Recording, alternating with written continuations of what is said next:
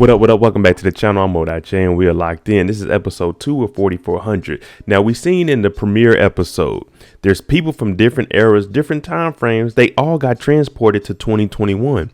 No one knows how they got here or where they're even at, but they're all being held in a hotel. And our star Shanice, she actually left the hotel to go find her husband and her daughter that she hasn't seen since, she left in the 90s. But before we get into this episode, if you're new to the channel and you like the content, hit that subscribe button, turn on your notification bell so you get something every time I upload. Hit that like button. It's the easiest thing you can do. Now, we got to figure out how we got here and why are we here? What is our purpose? We also seen that they may have a little bit of powers. So let's jump into it. This is episode 2 of 4400.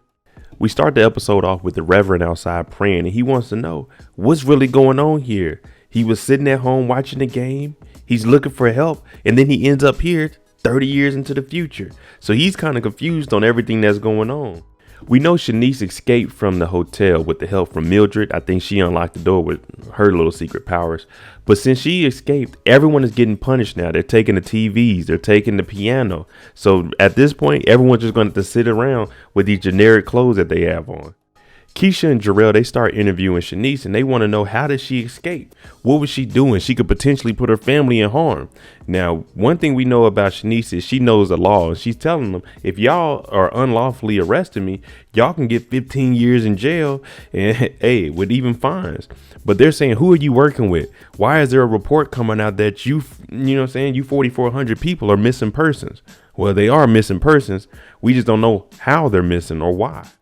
They're going around asking everybody, what do you know? We need answers. I'm like, dang, we don't know nothing. We just ended up here. Now they talked to Hayden. And if you remember, Hayden told them to tell Jarrell that his brother is doing just fine. And Keisha's like, how do you know Jarrell's brother? He says, I don't. It's just something I heard. Now, what I'm assuming is his power is he can hear things in his mind, dealing with people, some along that. But that's the only thing I can think of. But he doesn't know why he's here. He's just saying, that's all I heard. Now, what they're doing is they're asking the Reverend, what can you do? What do you know about Shanice? He's like, man, I don't know nothing. But what I can tell you is everyone has secrets. They're basically trying to get him to flip and give them any information, but he doesn't know anything. But now we get a little backstory of him. Turns out the Rev's secret is he was out here wilding out. He wasn't waiting till marriage. He was getting it in. And they got a baby in the baby carriage coming. She's 17 weeks. She talking about, you ain't told your dad about us? How they a righteous son, they're son of God.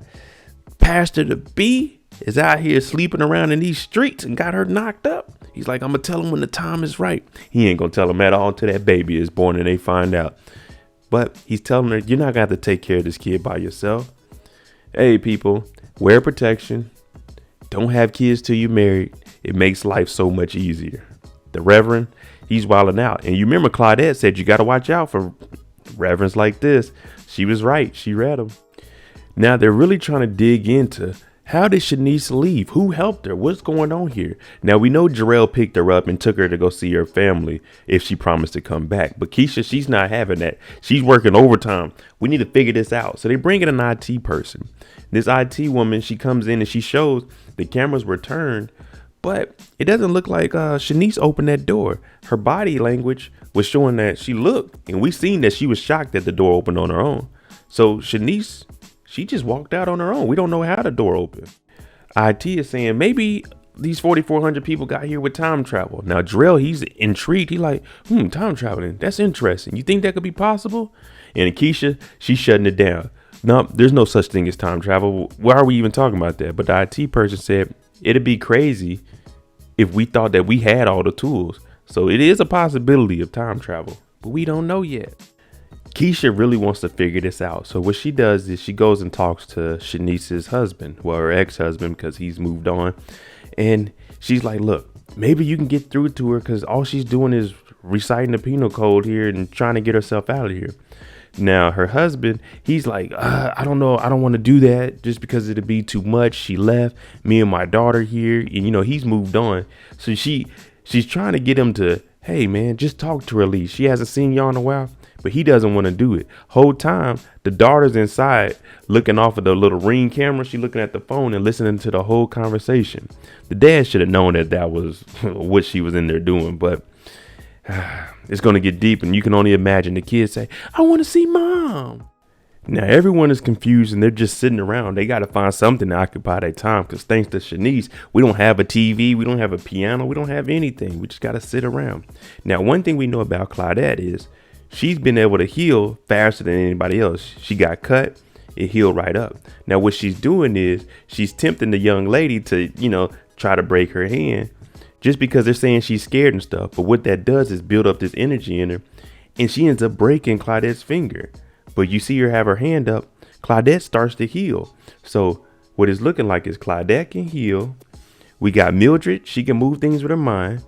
We got little Hayden, he can hear things. So we need to figure out what everybody else's power is. Security is cracking down. They want to know where everybody is at all times. Everyone will be fitted with a GPS tracking monitor on their ankle. And when the alarm goes off, you have a checkpoint that you need to get to. You have 2 minutes to get to this checkpoint, or disciplinary actions will start to happen. I'm thinking, dang, every time I get up, I'm just going to go hang out by my checkpoint, because I'm not about to try to walk across the building every day to get to my checkpoint and potentially get in trouble. Logan finally decides to come to the hotel and see Shanice. Now, she's the only one getting visitors because she lived in this area, and also they want to know how she got out. So they figure if Logan comes in and makes her comfortable, she'll spill the beans. They start reminiscing about when they first got together and when she was pregnant. But what it all boils down to is Shanice wants to see her daughter. Now, Logan is saying he doesn't want to bring her in here just for the simple fact that she may disappear again. And he doesn't want, false hope for his daughter to see her mom and then she leaves again. So for him, he's trying to stay distant. But Shanice, she wants to get closer because that's her family, where she left 16 years. But before Logan leaves, she asks, does he have any other kids? And he looks at her and he tells her, no, I don't. Just our daughter. Now, the Reverend, he's coming up with an idea. He's not trying to sit in here and be locked up like everybody. So he's going around telling people, man, we can get back to the little island place that we was at when we came here. We might be able to go back to where we came from. So everyone's like, okay, that's interesting. Y'all think it would really work? I mean, at this point, we don't know if it will work or not, but what do we have to lose? All they're going to do is bring us back here. The Reverend's been talking directly to Keisha, and she's trying to get him to flip. Now, he's telling her, look, if we take all the people back, you know what I'm saying? We might be able to. We might be able to get out of here. But she's like, if it doesn't work, then what? He said, well, you don't know if it will work until we go there. She's like, look, no, we're not doing it. You're lying to the people. That's a lot of people. 4,400 people to try to take back to the location that they came from. Nah, that's just too much work, man. You're going to have like a military truck or something come and haul them off, or a bus to keep account of 4,400 people. We get a flashback of the Reverend. Now, we know he's out here sleeping around. He got a baby mama. He got a kid on the way. He's talking to his dad. This is just after he gave a sermon. I'm talking about the spirit was flowing through him. He's like, yes, Lord. And everybody's like, yeah. Now he's talking to his dad, and his dad said, we need to worry about your future. We need to set you up, give you more responsibilities here in the church. He said, Father, well, I've been talking to this woman. And his dad is like, you have? Now, I told you he wasn't going to mention that she's pregnant. He's just going to say I'm talking to a woman, because I know how these guys play these games. You know what I'm saying? I've been there before, a young guy. Had to try to fool my parents. Didn't have no one pregnant, though. But he's sitting here, and his dad is saying, do you really need that? You really need to focus on your career and moving forward with the church. But the Rev is saying, I don't know about that, Dad. I don't need all that. But it turns out the father's just worried about making the money. Rev says, look, Dad, that ring you got on is more than anybody in here makes in a year. Like, come on, Dad. Now, the pops are talking about this ordained. What we doing is right. This is how we praise the Lord. We get money. And that's why I don't donate to churches. I don't think I should have to. They don't get taxed, so y'all should have enough money being funded. You know what I'm saying? But this father is all the way wrong. Logan gets back home to talk to his daughter, and he's like, hey, you can't be eavesdropping on conversations like that. Now, of course, she wants to see her mom. She's talking about the kids at school, saying, we don't know why these people are here. And they're kind of making fun of her because her mom is one of those 4,400. Now, Logan is saying, I don't want this to affect your life. But the girl is like, I just want to see my mom. It's not going to affect my life. I mean, if anything, I'm already affected by not seeing her since I was a kid, just the pictures that we have. I understand what Logan is saying, because what if she does disappear again and leaves? But at the same time, you get to see her. So why can't your daughter see her, who's never seen her since she was, hell, she can't even remember when she's seen her because she was an infant. We got the Kid Avengers in here, Noah, Hayden, and Mildred. Now, when they get in this room, there's some snacks, but they're locked up. Hayden knows Mildred is able to move things with her mind. So they go in here and they're trying to get these snacks. So they tell Mildred, hey, try to open that lock. She goes over there, and she opens up the lock. Now they have the snacks. Noah's saying, whoa, what's going on here? How did you do that? Because he hasn't seen her do anything. The only person that has seen Mildred work stuff is Hayden and Shanice. Now they're in here playing around. Mildred's throwing them chips and stuff with her mind. They're like, hey, Mildred, thanks. Now the security guard comes in. He's like, whoa, y'all can't be in here. But Noah's in here singing best time snacks are number one. And it's like it has the security guard in a trance. So Mildred is like, keep singing, because as long as you're singing about the chips, that's what he wants. He's not telling us to leave. So I guess whatever Noah sings about is going to put people in a trance. So if I say, I like pillows, he's going to go over there and be like, hey, I want me a pillow. Well, at least I think that's how his powers work. Now the guards, hey, it's checkpoint time. We got to make sure everyone's here. They're counting. Claudette's throwing off the count. But then they all start singing. And I'm like, dang, everybody knows the words to this except for me. I would have been looking around like, you know, you just lip singing, acting like you know what's going on. Then we get a flashback of the Reverend with his baby mama. Now, she's talking about, you told your family about me, but you're going to have to decide. Is it me or is it going to be the church? He's like, I don't want to have to decide. I want both. She's saying that's not going to be able to work. You're not going to do nothing but turn out like your dad. You're going to get into this church. You're going to start getting money. You're going to abandon her and the kid. But he's trying to reassure her that that's not going to happen. Now, I don't know what the Rev is going to do, but man, we see what his dad is about. He's all about that money. While they're singing, the guard that was doing the count that was getting messed up, he ends up pushing one of the people down, talking about, listen up, listen carefully. We make the rules here. You do what we say. I'm like, shit, they getting aggressive in here. Hey, Mildred, do something. Like, come on now. You got power. I would have picked up a chair and bow across the side of his head. But everybody just sitting there like, okay, we're going to do what the guards say for now. Man, I didn't know Rev was having this hard of a time with his father. Now his father's telling him, you're not going to bring that woman in here, Isaiah. Not up in my house. We built this house for the people. We have an obligation to serve them and give them what the Lord wants them to give. Now, Rev, he's listening to his dad like, man, this is the woman I like. You know, I want to be involved with her.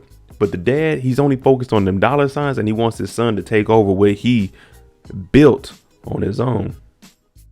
Now, during the flashback, we seen Isaiah's dad, that's the Reverend, we seen his father leave his ring on the Bible and walk off.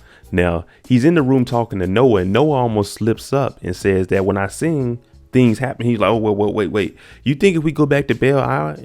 And Rev is talking about, look, you know what? I'm going to start listening to you more. You know, I'm going to try to make things right. But you got to tell me about this singing, because now the Reverend, he's interested in hearing what does this singing actually do? Because if they can start using everyone's powers, get him to sing, had the guards do a certain thing, had Mildred start opening up doors, and hey, we might be able to get up out of here. Keisha and Jarrell, they're talking to each other. Now she's actually coming too. Maybe we should take everybody back and just see what it does. Now she went to Hayden's room and she brought him some food. And he's like, I want to know what happened to my friend. And she's trying to explain to him that the guards are here to protect them. But we just seen how he knocked out Noah like that. Now Jarrell, his mindset is, we need to help the people here. That's the only way that they're going to help us get the information we're looking for. If we're just hard on them, no one's going to listen to that. Imagine getting slapped every day. You can't do nothing. And then they want you to talk and tell stuff. Man, I ain't telling nothing. I ain't telling nothing anyway. I ain't no snitch. But in this situation, I still ain't telling nothing. I'm trying to go. I'm in the bathroom trying to figure out my powers. Jarrell and Keisha. All right. We're gonna go back to Del Isle. When they get there, she's like, hey, Hayden, you going to come? Are you coming with us? He's like, nah, I'm going to stay here and make sure that everything's all right. So Mildred says, all right, I'll see you when we get back. She does a little wave and Keisha's looking like what they got going on. Now, this baby, because Hayden can hear things, so he can probably communicate with her, you know what I'm saying, without being there, but he still wants to be here. I'm not sure. I'm just saying that may be a potential because he can hear things. And we know Mildred can move things with her mind. So we're going to see what these kids are up to. Once they get back to Del Isle, We know the Reverend has his father's ring and he's kneeling down by the grass. Keisha comes over and say, hey, we tracked your Darlene, your baby mama and her son. Now, what we're hearing the Rev say, and I would not expect it to hear this, but he said he had to leave that. That was the wrong decision for him to make at that time in his life. So Darlene and his son, he left all that and he pursued being a reverend. And I'm like, no, not Reverend Isaiah. He ain't just abandoned a baby mama and a kid. But he's like, you know what? I moved on from that. Let me lead everybody in a prayer. Now, when he gets ready to pray, he looks over at Noah. Hit it. And Noah starts singing, hush, little baby, don't you cry. Mama's gonna buy you I don't even know the words. But when he starts singing this, we look over and Keisha and Jarrell, they pass out. So I was right. Whatever he sings about, anyone that's not part of this 4400, when they hear it, that's what happens to them. So they go to sleep and the Reverend's starting to tell them, hey, we ain't supposed to be here, y'all. Now, while the Reverend is preaching, he starts to explain to everybody, we need to accept what the Lord has given us, and he has given us gifts. We know Noah can sing, and whatever he sings about is what happens. We see the Reverend start to levitate, and I'm like, okay. Now, they didn't do that good of a job. You see his shirt is like hooked up like this a little bit. They could have did like a body harness up under the shirt, but that's neither here nor there. But he starts to levitate, and I'm like, uh-oh, what kind of demonic demon stuff is this? Whew. It was Mildred doing with her mind. I was about to say, ain't no way they giving the Reverend floating ability. Who he think he is? Jesus? But he's explaining everybody's powers that they have so far. Mildred, Noah. Now he's telling everybody, this is God's plan. We all have gifts. We got to figure out what that gift is and we got to use it. And I feel like I was put here to lead y'all. I would have said, bruh. Who are you? I'm like, Rev, if we got powers, then all right, look, I'm not about to be following nobody. I'm gonna use my powers. Right now, Mildred is the strongest one. And then you hear Claudette talking about, this shouldn't happen like this, because if he gets that power, he's gonna have everybody eating out of his hands. And no one man should have all that power. So if they're all believing him and he's a false prophet, that's basically what she's saying. We don't even know what his power is. His power could just be, hey, I can count fast. You know what I'm saying? Because she can regenerate herself, but we don't know what his power is yet. Jarrell and Keisha, they're talking about what happened out there today. They said they fell asleep, but they don't know why. But Keisha says, nah, something put us to sleep, and she's checking her body cam. Now, if she had a body cam on, she did fall asleep face forward. But she was standing up before she went to sleep, so that could potentially give her a chance to see. Okay, Noah was singing, and then I heard the Rev talking about we got powers. Things are starting to connect. Now, the IT girl, she comes and shows up and she says, I turned off the ankle monitors for an update. But how was it out there? They go back and they start watching a little bit of the body cam on the phone. We hear the singing. They fall out and the camera breaks. Now, they're talking about, all right, we're going to go back to the office and see what else we can get from the body cam. Keisha says, oh, not me. I got to go lie to my girlfriend. Now, one thing we know about the tech girl is she asked Jarrell earlier, is she single? And she's talking about, oh, she got a girlfriend? Even better. So we about to see something. We see Reverend. He's sitting at the bar and he has his father's ring. And he tells the bartender, I'm waiting on my lady to come. I'm going to give her this ring and this is going to change our future. He's like, okay, cool. And then when he gets up, he goes to the bathroom. But that's when we see the green light and he ends up in 2021. So when she shows up, he told the bartender, look, I'll be right back. I can use the bathroom. And she shows up. Hey, I'll be here. But of course, you know what happens. He goes in the bathroom. He gets teleported to 2021. And when she gets here, it's just like how Shanice looked.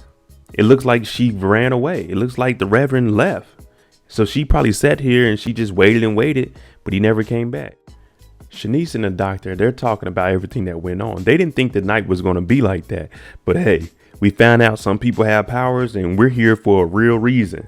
We just got to figure that out. Now, when Shanice, she tells the doctor, I don't know, man. It looks like the doctor's kind of feeling Shanice, but I don't know, that could just be me looking at the show wrong. When Shanice goes into her room, there's an unexpected guest there. Her daughter's in here. Now, I'm wondering how the heck did this kid sneak into this hotel up to whatever floor that her mom is in and get in there without being seen? But that's neither here or there. she came to see her mama. And the last thing we see in this episode is Jarrell leaves a room, and when he comes outside, he sees a circle on the wall, and it looks like it just has a 1 in it. Me personally, I would have seen that and just kept it moving. Like, man, who's drawing on the walls? Come on, y'all. But he's looking at it closely, so it must mean something. There you go, episode 2 of 4400. Let me know what your power would be if you had one. What do you think that you would be gifted with? Me, I probably think I'd get like probably super strength or something like that. Something simple, not too much, but something simple. Let me know what you guys think you would have got. I'm Mo.J. If you like the content on the channel, hit that like button, hit that subscribe button. Thanks for watching. I'm out. Jimmy on the beat, boy.